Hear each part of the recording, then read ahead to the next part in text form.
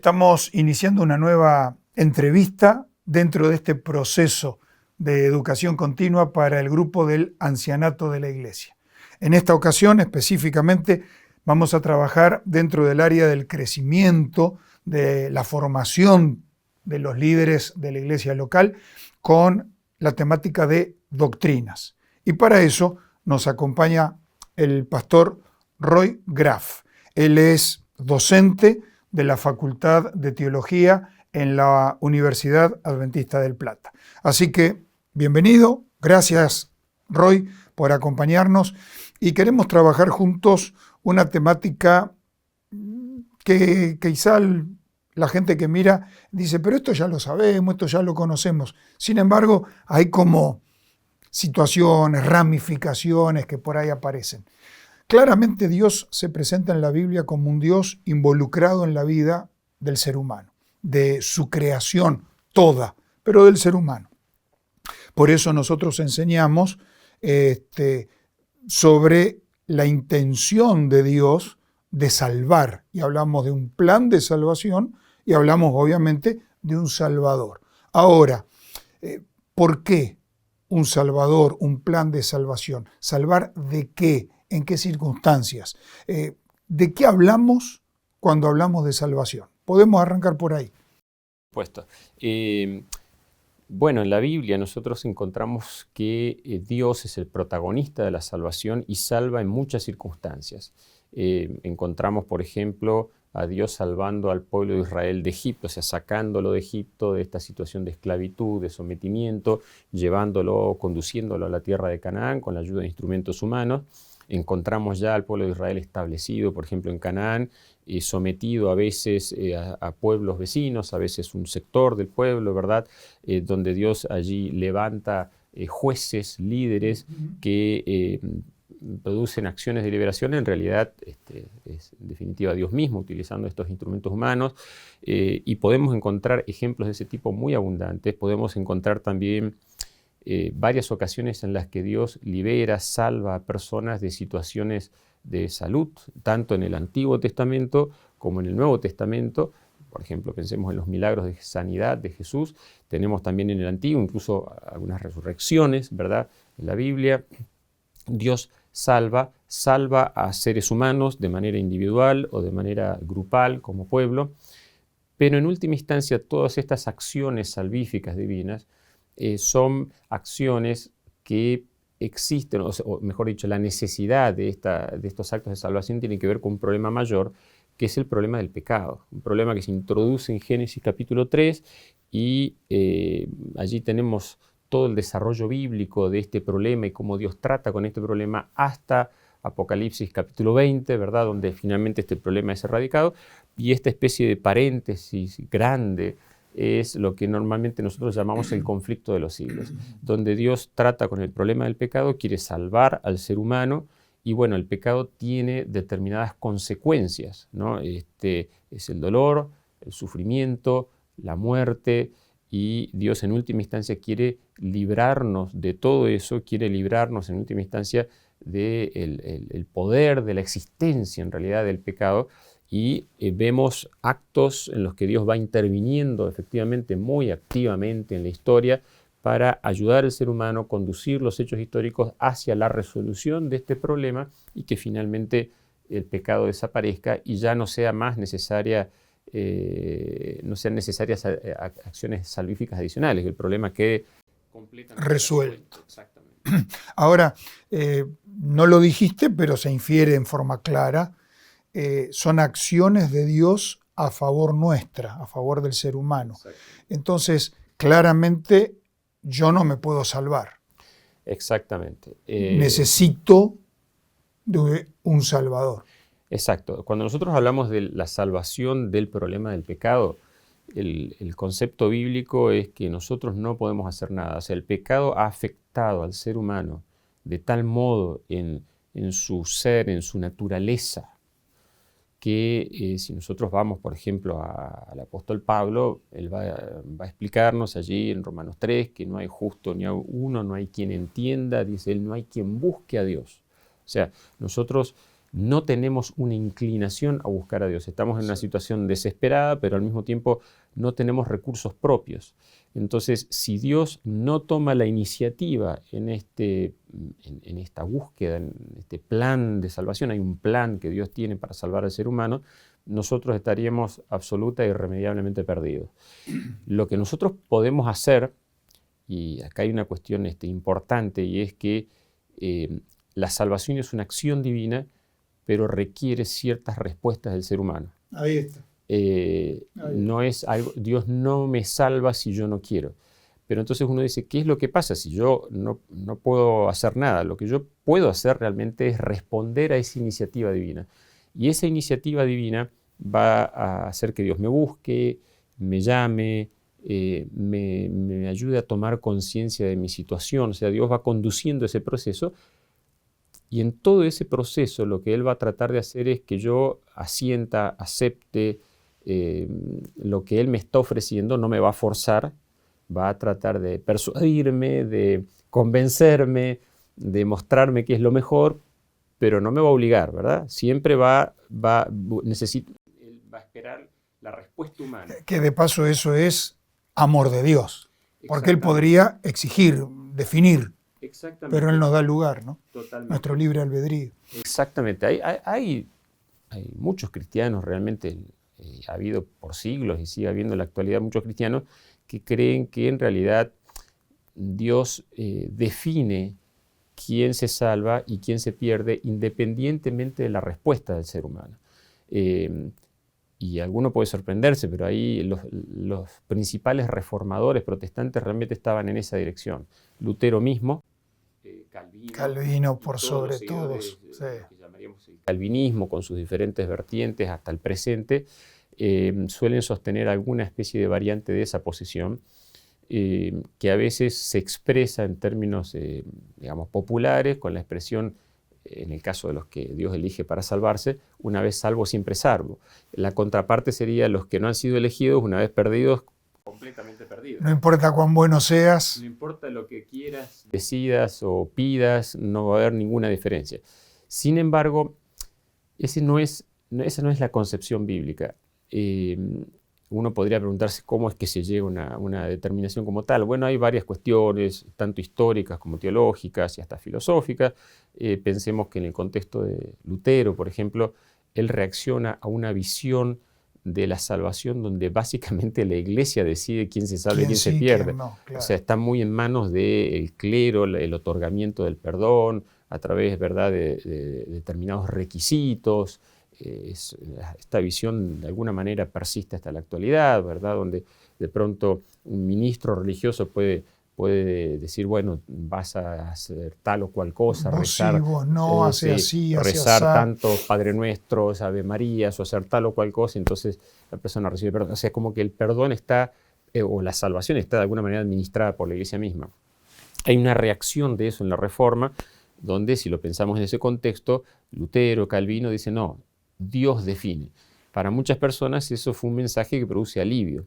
El problema es que es una reacción un poco al extremo opuesto, al punto que, claro, uno dice, bueno, pero ¿y si Dios no me eligió? ¿No? Y hay gente a través de la historia que ha vivido torturada, pensando, gente que fiel, que iba a la iglesia, que estudiaba la Biblia, todas las semanas estaba allí, gente que cantaba los himnos, compuso himnos, pero vivía en su fuero íntimo torturada pensando, ¿y si yo no estoy entre los elegidos?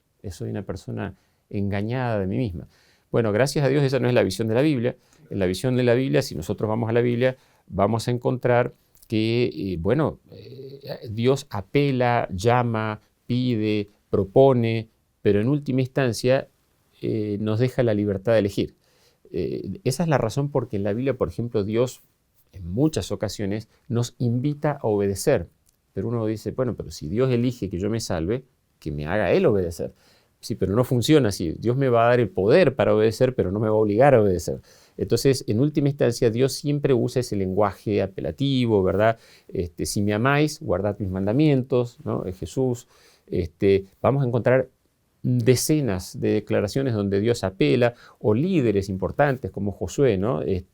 Si mal os parece servir a Jehová, escogeos hoy a quien sirváis, pero yo y mi casa serviremos a Jehová.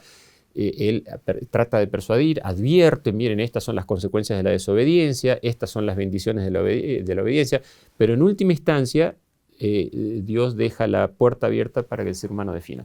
Eso significa que efectivamente el ser humano tiene libertad y nosotros no podemos salvarnos a nosotros mismos.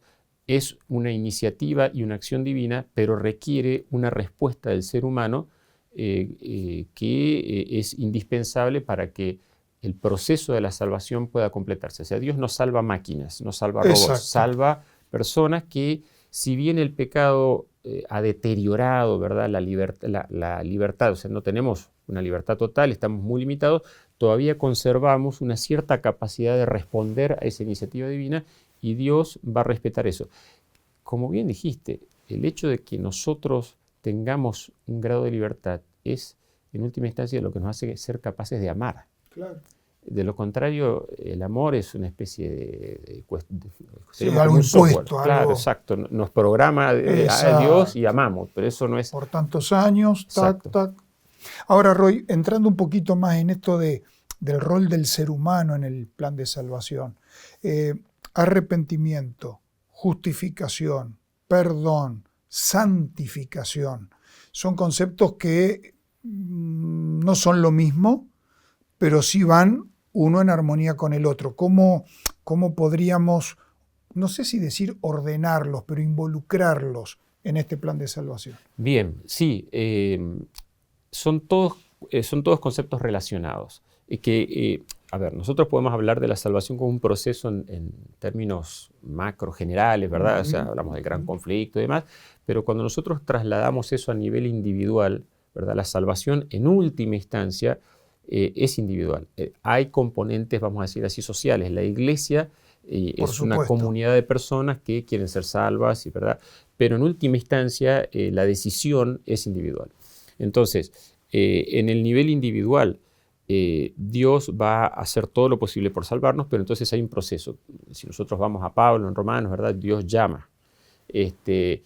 No todos los que son llamados aceptan. Por eso Jesús puede decir, muchos son los llamados, pero pocos son los escogidos. Y algunos dicen, pero si son muchos los llamados, se supone que todos son escogidos. Sí, el asunto es que no todos aceptan. Entonces, al final los que aceptan son los escogidos, ¿no? Ahí está el factor humano. Dios llama, algunas personas responden. Dios nos ayuda a tomar conciencia de nuestra situación. Todos los cristianos que piensen de pronto en su propia experiencia, muchos van a descubrir que pasaron por todo un proceso, ¿no? Donde Dios fue guiando nuestras vidas de manera providencial, nos ayudó a tomar conciencia de nuestra situación.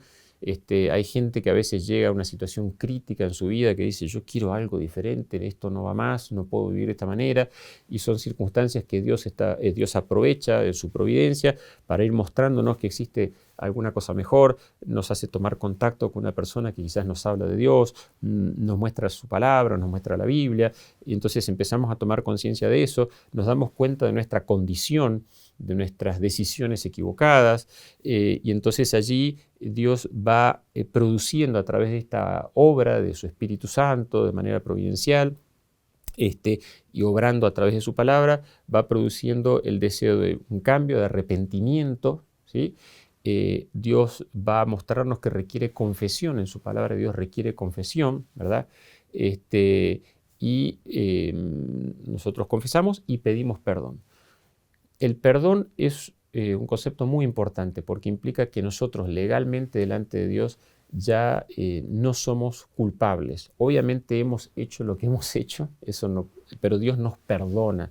Eso significa que Dios acepta que Él va a asumir la consecuencia final de lo que nosotros hacemos. Por eso es el perdón, ¿verdad?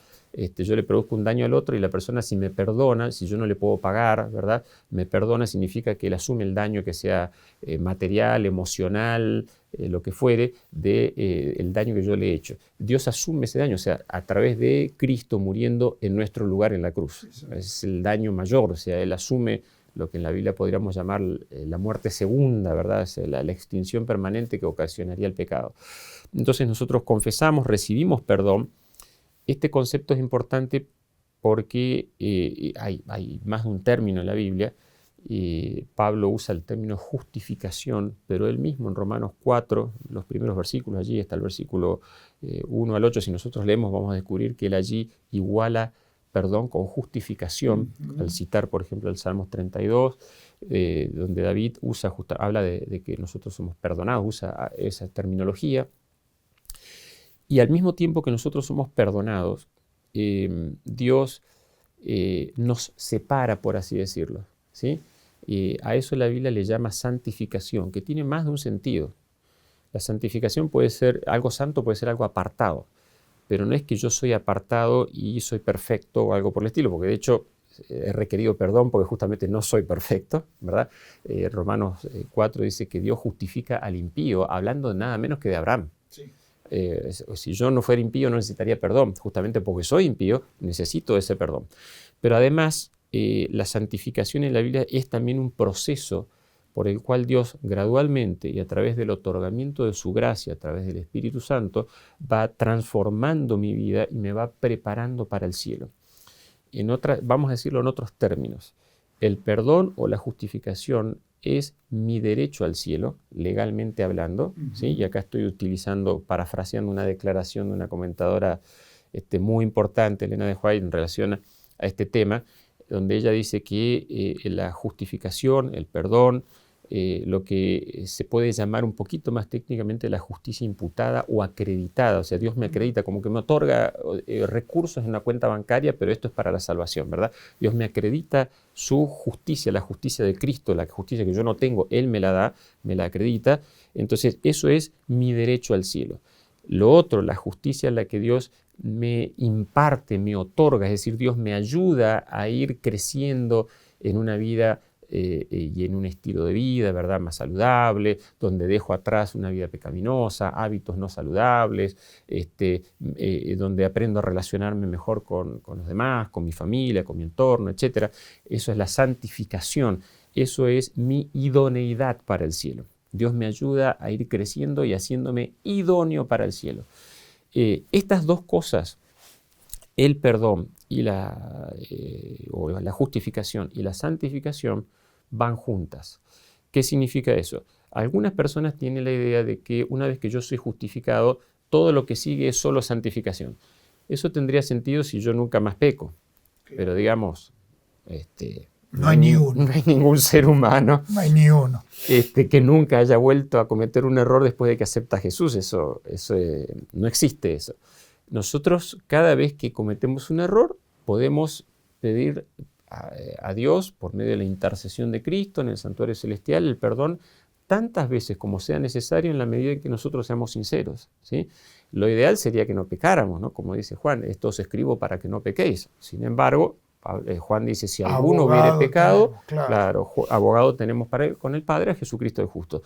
Eso significa que esa puerta siempre está abierta. Mientras yo sea sincero, el Señor me va a perdonar. Por eso Cristo intercede en nuestro favor en el santuario celestial. Ahora, vamos creciendo en la gracia y lamentablemente a veces cometemos errores, pedimos perdón. Si nosotros no hiciéramos eso, algunas personas, como digo, tienen esa idea de que yo ya pedí perdón y el Señor ya me perdonó. Algunos dicen, el Señor me perdonó en la cruz, ¿sí? Y bueno, si me perdonó en la cruz, ya está. Hay incluso un autor que he leído por allí, ¿no?, que en alguna época fue popular, que dice, no, básicamente yo ya pedí, el Señor ya me justificó, ya está, si yo vuelvo a pedir perdón es solamente porque eso me otorga, es como una catarsis, ¿no?, me otorga a mí como una especie de alivio emocional. No, nosotros obviamente cometemos errores, pedimos perdón y siempre ese perdón está disponible para nosotros. Pero entonces nosotros vamos creciendo. Si nosotros no pidiéramos perdón, nuestra relación con Dios entraría una tensión que finalmente terminaría produciendo una ruptura. Algo se va a romper, exacto. Lógico. Y ahí está ese concepto bíblico que es el de la apostasía, ¿verdad? Que yo puedo abandonar la fe, ¿verdad? Pero tenemos la provisión hecha, es como los sacrificios del Antiguo Testamento. Si yo iba y ofrecía el corderito, ¿verdad?, el animalito, el Señor me perdonaba. Y mientras hasta que yo llegaba al santuario, ¿verdad?, si algo me pasaba, había una provisión adicional que es el sacrificio de la mañana y de la tarde. El Señor hizo la provisión necesaria, pero obviamente yo tenía que tener la intención de hacerlo e ir, ¿verdad? Lo mismo pasa en nuestra vida cristiana. Nosotros vamos creciendo, va a haber momentos de debilidad, va a haber errores, pero nosotros podemos ir creciendo, el Señor nos va otorgando su gracia. Algunos tienen una experiencia corta en relación a esto. Pensemos en alguna persona que aceptó al Señor en su lecho de muerte. O el ladrón en la cruz. Ahí está el ejemplo típico. Exacto. ¿Cuánto pudo él crecer en la santidad? Horas, como mucho. No sé, 3 horas, 4, no sé cuánto han sido, pero muy poquitas. Pero bueno, él creció hasta donde él pudo, ¿verdad? Y tenemos la promesa de Cristo de que él estará en el paraíso. Otras personas tienen décadas, 80 años, 90 años, ¿verdad? Bueno, perfecto. Esas personas a veces llegan a ser, y tenemos ejemplos en la Biblia de gigantes espirituales, como Enoc, que fue al cielo, como Daniel, que no fue al cielo, pero esos personajes. Esos perfectos. Exacto, emblemáticos, perfectos en el sentido bíblico. Esté mal usado, ¿no? Exactamente. Sí. Bueno, ahí los tenemos. Ese proceso es mayor. Y tenemos una cuestión más que es la glorificación. Claro. Nosotros ahora vamos creciendo en santidad, pero tenemos nuestras tendencias, nuestras inclinaciones que hemos heredado lamentablemente de Adán. Pero cuando nosotros lleguemos al cielo, o mejor dicho, antes de que vayamos al cielo, el Señor nos liberará del poder del pecado. Nos liberará de manera permanente. Ahí. ¿Sí?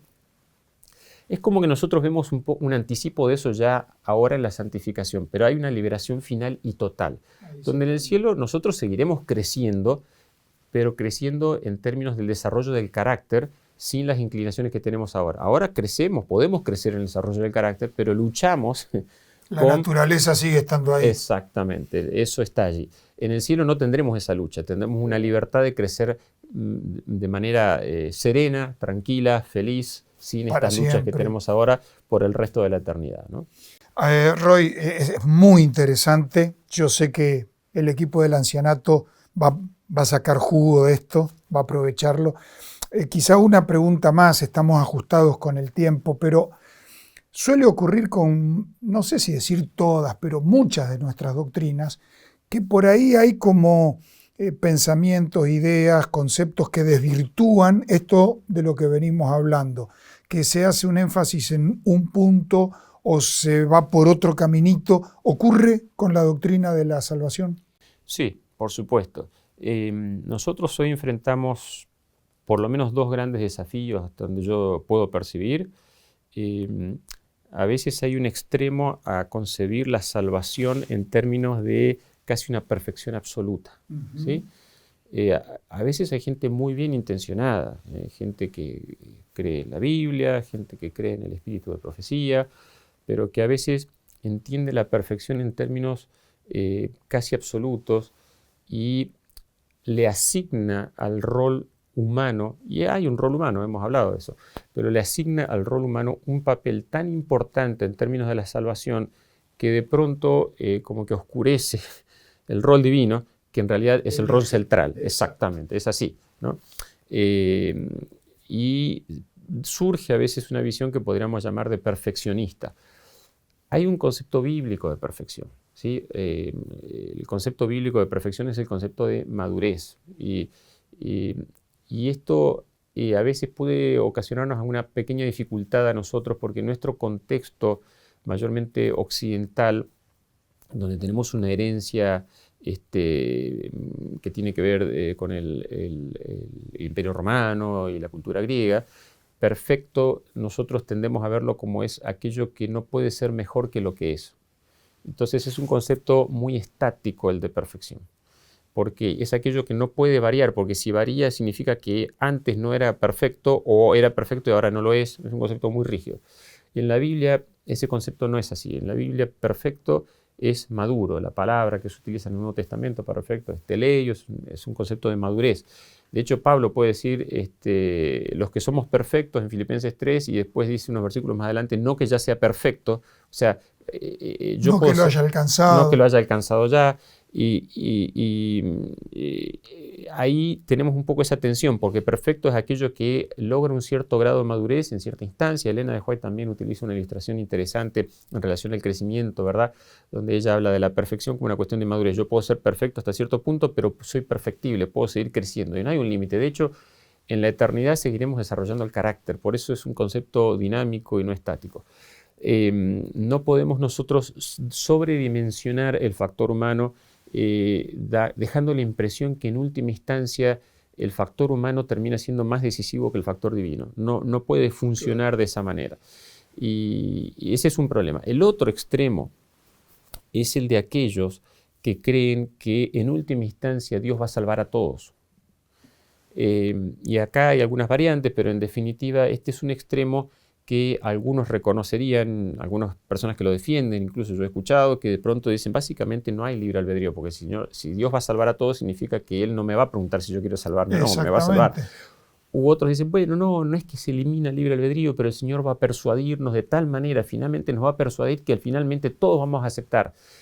Eso implicaría, en última instancia, que hasta el diablo va a ser salvo, ¿no? Y tendremos que aprender a coexistir con él más allá. Ese no es un concepto bíblico. Por supuesto, eso podría desarrollarse adicionalmente, pero la realidad es que en la Biblia se presenta que finalmente hay un lago de fuego y azufre, donde Satanás y sus ángeles, hay un juicio, y en definitiva Dios respeta la libertad de sus criaturas. Y aunque Dios quisiera que todos se salven, un Dios que respeta la libertad humana, en definitiva y bíblicamente, no siempre obtiene todo lo que quiere, porque Él no fuerza las voluntades humanas.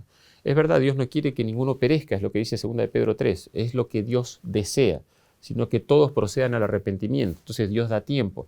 Sin embargo, en última instancia, Dios va a permitir que cada ser humano defina lo que desea, y si hay quienes siguen aferrados al pecado, lamentablemente habrá algunos que cuando Dios destruya o elimine el problema del pecado, desaparecerán. Serán parte de esa acción. Exactamente. Pero por nuestra propia decisión. Por nuestra propia decisión, exacto. Dios va a tratar de persuadir, como lo ha hecho incluso antes de la caída. Es interesante, uno lee Génesis 2 y Dios les advierte a Adán y Eva de no comer del árbol, de lo que va a pasar, y cuando uno lee Patriarcas y Profetas ve que hasta los ángeles les advirtieron. O sea, Dios fue muy persuasivo, pero en última instancia no les impidió acceder al árbol. Bueno, ahí existe la libertad humana. Incluso con este planteo algunos como que desenfocan en sus pensamientos esto de que, bueno, pero si yo decido le estoy sacando responsabilidad a Dios. Y no, Dios nos da ese fantástico don del libre albedrío, único en la raza humana, y yo tengo que actuar en armonía con eso. Entonces, Roy, primero agradecerte por todo esto, mensaje claro, equipo del ancianato de la iglesia local. Es un tema para seguir trabajando, para seguir investigando. Contamos con profesionales en el buen sentido del estudio de la Biblia, nuestros profesores, nuestros teólogos, pero quizá una reflexión final, Roy, para el equipo del ancianato. ¿Cómo sostenerse firme en un así dice el Señor, sin caer en los extremos que tú mencionaste, que son reales, que uno los escucha, uno los ve, pero sostenernos en la Biblia, en lo que la Biblia dice y lo que la Iglesia enseña? Correcto, sí, ese es un desafío muy importante hoy, porque nosotros tenemos todo este fenómeno de los últimos años de las redes, medios, ¿verdad? Es muy fácil acceder a información, pero tenemos cosas muy buenas y muy malas, y todo entre medio, ¿verdad? Hay gente que a veces se informa más por YouTube que por la Biblia, o Instagram o lo que fuere, y hay de todo. Yo creo que si nosotros tenemos dudas, lo primero que tenemos que hacer es, por supuesto, ir a la Biblia. Tenemos que ser lectores serios y fieles de la Biblia. Tal vez no leamos un montón cada día, leamos, pero leamos en profundidad, consultemos. Hay materiales muy buenos que nuestras casas editoriales nos proveen, fantásticos. Ahora he escuchado un comentario muy lindo que está a punto de salir. En fin, hay de todo. Pero a veces algunos pueden decir, sí, yo tal vez soy relativamente nuevo en esto, ¿verdad? Mi experiencia como anciano, como cristiano no es tan larga. Ante la duda, vayamos primero a la Biblia. Seamos estudiosos diariamente de la palabra del Señor. Y en segundo lugar, yo diría, asignémosle un lugar muy importante al espíritu de profecía. Sí. Ella, Elena de White, sus escritos nos aclaran muchas veces lo que la Biblia dice de una manera maravillosa. Evitamos estos extremos, ¿verdad? nos habla acerca de la salvación, hay material hermoso acerca de esto, hay libros de ella como Fe y Obras, o simplemente podemos leer la famosa serie del Gran Conflicto, ¿verdad? En términos devocionales vamos a encontrar allí un montón de información que nos aclara esto y nos da equilibrio, balance, nos ayuda a ser cuidadosos, ¿verdad? En este sentido. Mucha gente cita la Biblia, mucha gente cita Elena de White, pero a veces nosotros no tenemos los contextos porque nosotros mismos no leemos lo suficiente. Leamos por nosotros mismos y vamos a descubrir cosas maravillosas. Y bueno, esto nos va a ayudar a mantener el balance, el equilibrio necesario para evitar extremos dentro a veces de nuestras propias filas y bueno, ir creciendo y además ayudando a otros que también pueden necesitar orientación. Seguramente muchos líderes de iglesia estarán mirándonos y van a tener que ayudar a otras personas en este proceso, ¿no? Mantengamos ese balance que tanto necesitamos. Buenísimo. Muchas gracias, pastor, profesor. Gracias, Roy. Queridos líderes del ancianato, fortalezcamos nuestra comunión personal con Dios por medio del estudio de la palabra, el espíritu de profecía, otros materiales que la iglesia dispone, pero sobre todo afiancemos nuestro pie en un escrito claro, definido, dicho por el Señor, la palabra de Dios. Y que tu liderazgo y tu lealtad y fidelidad a la doctrina bíblica enseñada por la iglesia siga sustentando tu ministerio.